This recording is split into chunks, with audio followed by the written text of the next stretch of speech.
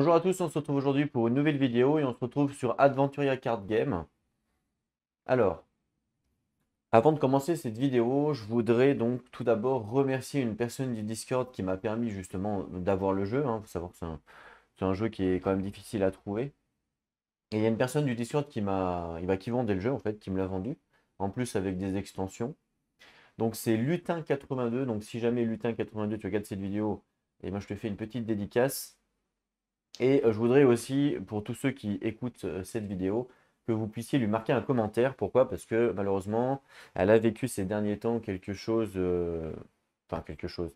On va dire que son compagnon est tombé malade, malheureusement.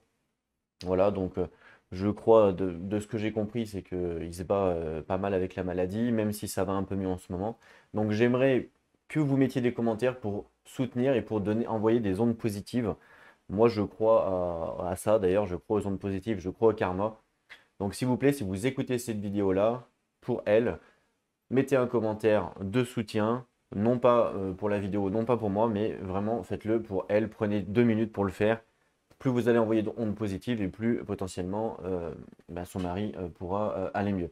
Donc voilà, si jamais vous écoutez ça, et puis c'est la petite dédicace que je lui fais pour la remercier déjà de m'avoir vendu le jeu. Donc voilà.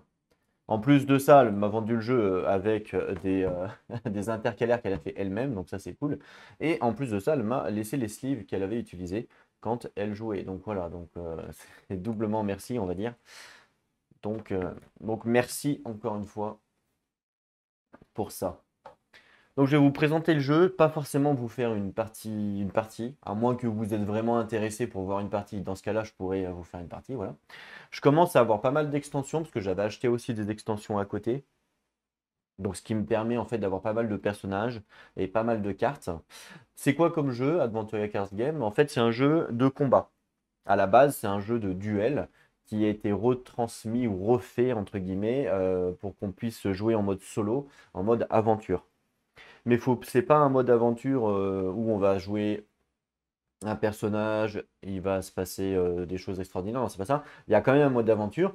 Il faut plus le comparer, par exemple, à euh, Marvel Champion, qui est un combat, pareil, un card game avec combat, ou alors au Seigneur des Anneaux, card game avec le combat, même chose. La différence avec le Seigneur des Anneaux, c'est que là, dans Adventure Card Game, on est moins basé sur le building, alors que dans le Seigneur des Anneaux, vous allez créer votre build pour le scénario, voilà.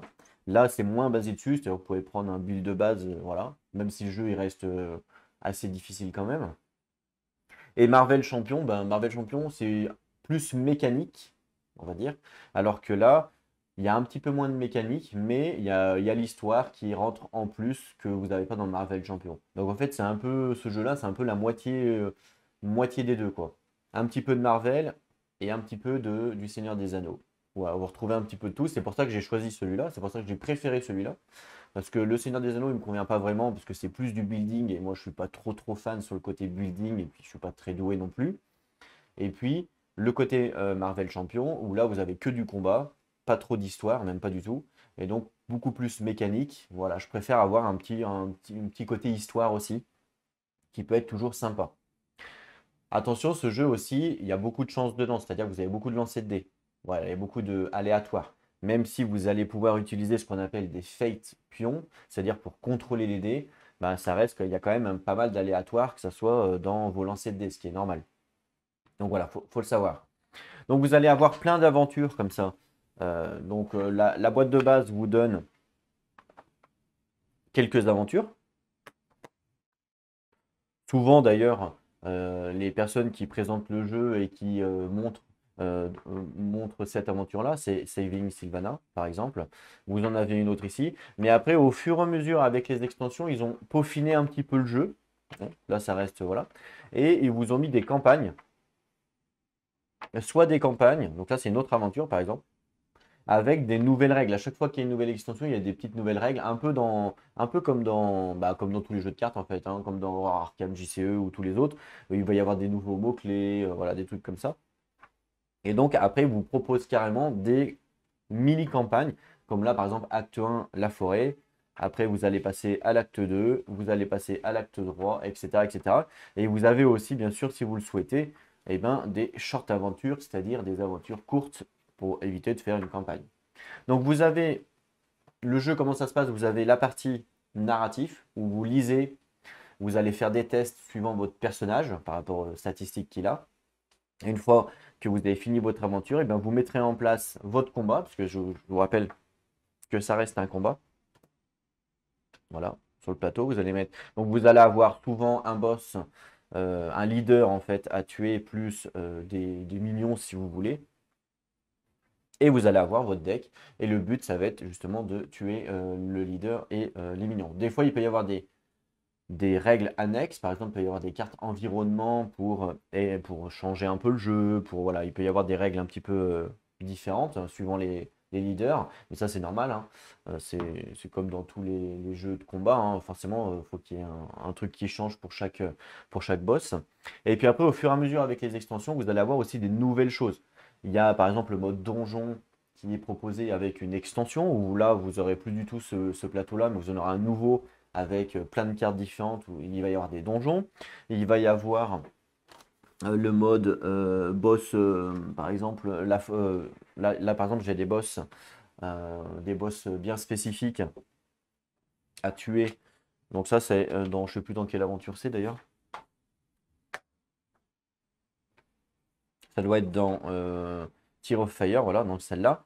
Donc là, vous allez carrément avoir des boss bien spécifiques avec l'aventure. Et vous allez aussi avoir évidemment des cartes bien spécifiques avec des cartes de feu, etc., etc. Donc voilà. Donc en fait, plus il va y avoir d'extensions et plus potentiellement vous allez changer un petit peu le jeu. Donc c'est ça qui m'intéressait aussi. Et voilà. C'est pour ça en fait que c'est un jeu que je recherchais. Et que maintenant j'ai la main dessus, donc ça c'est cool. Vous allez aussi avoir des petites extensions comme ça qui vous proposent uniquement une campagne avec des règles spécifiques. Voilà, il va se passer des choses, bien sûr.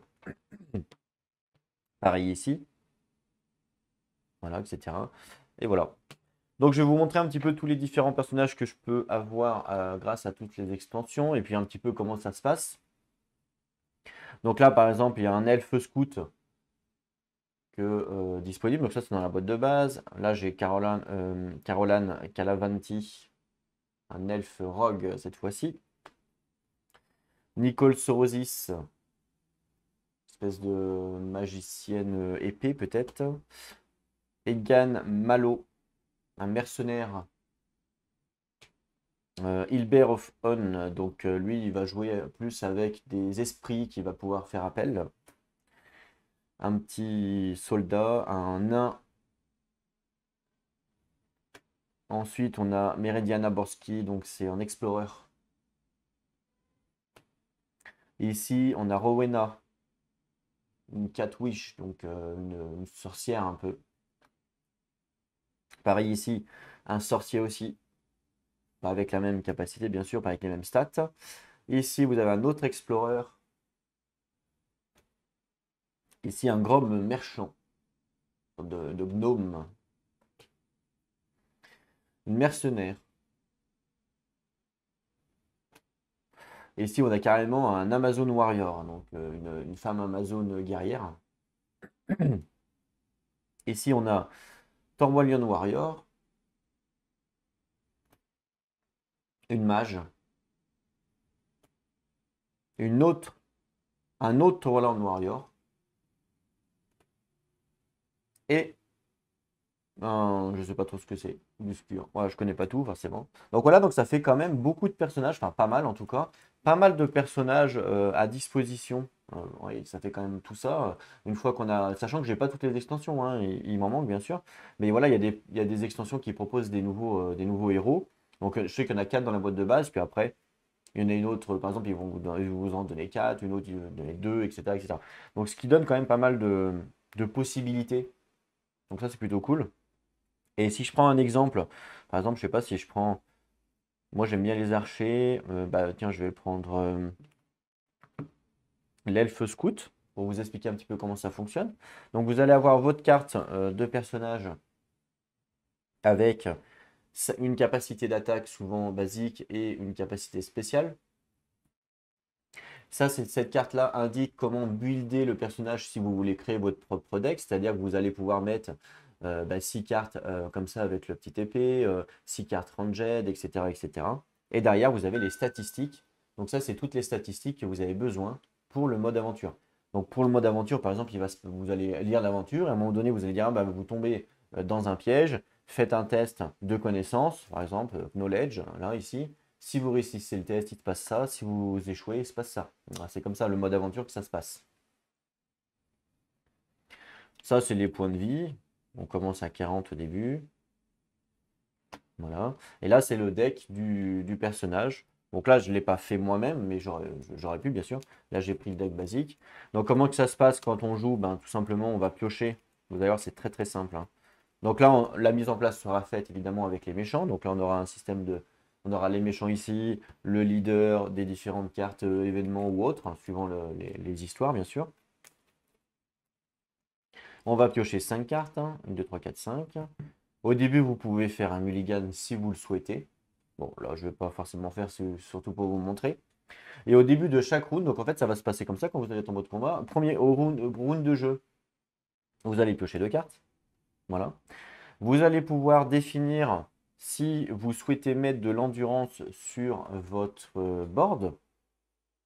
L'endurance va être utile justement pour jouer les cartes. Vous voyez, ce qui est en haut à gauche, c'est le nombre de points d'endurance que je dois utiliser pour pouvoir jouer les cartes. Donc là, par exemple, imaginons, je vais mettre comme celle-là, elles sont à 4, ce qui est assez cher. Là, je vais mettre les deux là en endurance. On peut en mettre 2 par tour. Voilà, je mets les deux en endurance. Et là, maintenant, je vais pouvoir jouer des cartes. Donc, vous avez des cartes basiques comme ça, qui, on va dire qu'elles sont permanentes, c'est-à-dire bon, bah, vous allez pouvoir les mettre devant vous, potentiellement pour vous donner des stats ou trucs comme ça. Et puis vous allez avoir des cartes comme celle-là avec un dosseret rouge qui sont à jouer et à défausser. Ça peut être un sort, ça peut être voilà, un truc comme ça.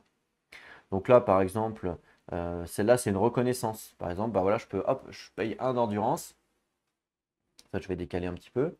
Je paye 1 d'endurance qui va me permettre de jouer hop, une reconnaissance. Donc je la mets devant moi. Et la reconnaissance, ça me dit quoi? Elle me dit que je paye un point d'endurance, j'incline la carte pour piocher une carte, tout simplement. Donc là, maintenant, je pourrais payer 1 d'endurance, incliner la carte, et ça me permet de piocher une carte. Voilà. Bon, malheureusement, j'ai plus d'endurance. Fin de mon tour. Et là, maintenant, c'est aux ennemis de jouer.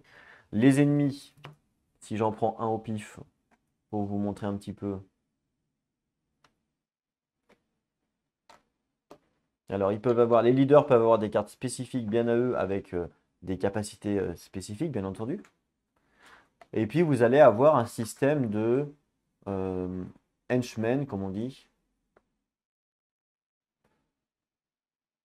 Par exemple,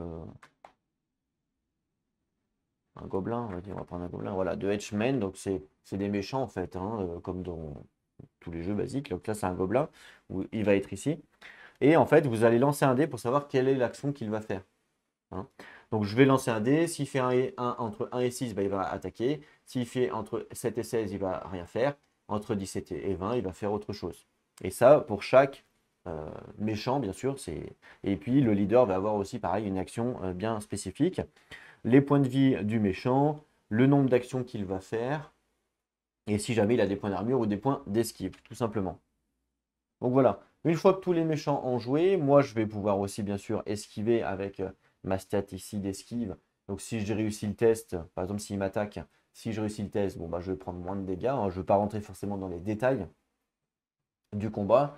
Si jamais vous voulez une vidéo, vous me le dites, je pourrais rentrer dans les détails. Et puis au nouveau tour de jeu, même chose, je vais remettre toutes mes cartes que j'ai jouées basiquement. Je vais repiocher 2 cartes et là, rebelote. Alors, c'est celle-là le coup de 0, donc je pourrais la jouer, hein. Ce qui va me permettre de reprendre des... D'accord.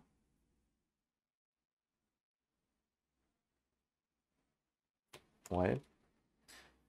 Alors, quand il y a comme ça deux encadrés, entre guillemets, vous voyez ici, donc ça c'est pour le mode duel, et puis là c'est pour le mode aventure. Moi je joue en mode aventure, donc c'est l'encadré qu'il faut prendre. Ah bah tiens, celle-là elle permet d'ajouter 2 par exemple, donc ça me coûte 2. Ah, celle-là me permet de faire une attaque magique aussi, ça peut être intéressant.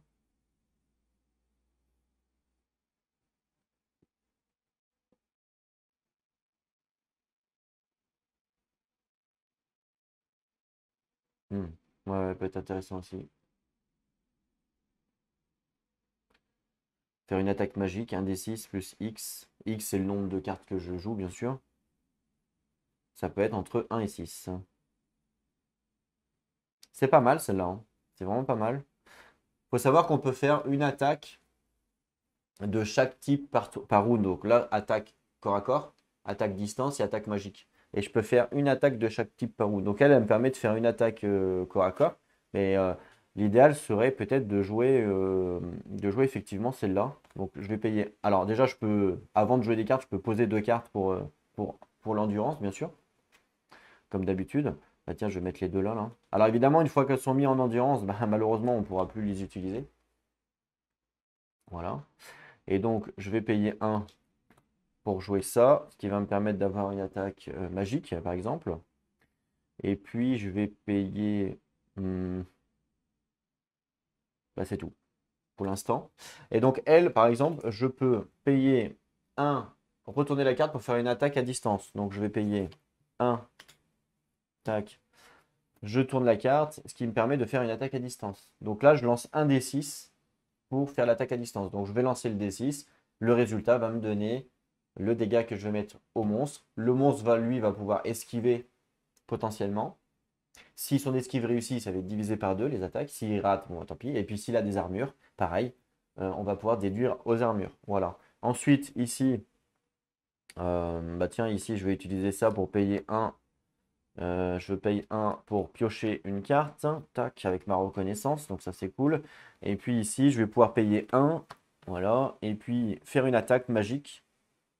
Donc je lance un D6, plus je vais faire des dommages par rapport au nombre de, de cartes que j'ai dépensées, donc une seule. Donc un D6 plus 1, voilà, tout simplement, ce qui me permet de faire une attaque magique, puisque j'ai déjà fait une attaque à distance. Voilà, donc voilà, c'est comme ça que ça joue le jeu. Vous allez pouvoir justement combat. Et puis après, les ennemis aussi vont pouvoir bien sûr jouer. Ils vont vous dire bah, faites ci, faites ça. Voilà. Vous pouvez aussi, pendant vos tours, si vous le souhaitez, par exemple, si vous voulez plus cette carte-là, bah, je peux la retourner pour la mettre en endurance, par exemple, au lieu de dépenser 2 cartes de ma main. J'ai le droit de le faire, hein. Donc voilà, ça joue comme ça. Donc en fait, c'est assez simple en vrai comme jeu, c'est assez basique. Et c'est ça qui est sympa. C'est que justement, ça se joue très rapidement. Il y a le côté hasard que moi j'aime bien dans le sens où on essaye de contrôler justement son deck et le côté hasard va faire que des fois ça va passer ou que ça va pas passer. Donc ça c'est plutôt rigolo, on va dire. C'est le côté rigolo. Et il y a le côté aventure que j'aime bien justement où quand on va lire l'aventure, il va se passer des choses. Ça va être positif ou négatif. Et c'est ça qui est plutôt sympa. Donc c'est pour ça que j'ai préféré celui-là au Seigneur des Anneaux parce que le Seigneur des Anneaux est beaucoup plus deck building. Lui non. Voilà. Et en plus, par contre, il y a le côté narratif comme dans Le Seigneur des Anneaux, donc c'est ça que j'aime bien. Et dans Marvel Champion, il y a le côté mécanique, mais pas le côté narratif. Voilà, et je voulais un peu le mélange des deux. Donc voilà. Voilà pour la petite présentation du jeu. Encore une fois, si vous souhaitez voir une aventure ou une campagne, n'hésitez pas à me le dire, je pourrais potentiellement vous faire une vidéo. Que je joue filmé ou pas filmé, ça ne change pas grand-chose. Surtout sur un jeu comme ça qui est assez rapide à jouer. Je suis toujours en test de son, donc si jamais le son n'est pas bon, n'hésitez pas à me le dire. Et puis je corrige. Je remercie toutes les personnes évidemment qui me le disent que le son est bon ou pas bon. J'ai monté le son dernièrement parce qu'on m'a dit, j'ai eu des retours comme quoi que le son n'était pas forcément top top, donc j'ai monté un petit peu. Donc voilà, je veux absolument pas que ça grésille ou pas, ou je veux que ce soit un son agréable. Donc n'hésitez pas à me dire si il y a des soucis. Je vous remercie à tous d'avoir regardé la vidéo. On se retrouve très bientôt pour de nouvelles aventures. En attendant, prenez soin de vous et n'oubliez pas, jouez à vos jeux. Allez, à plus tout le monde.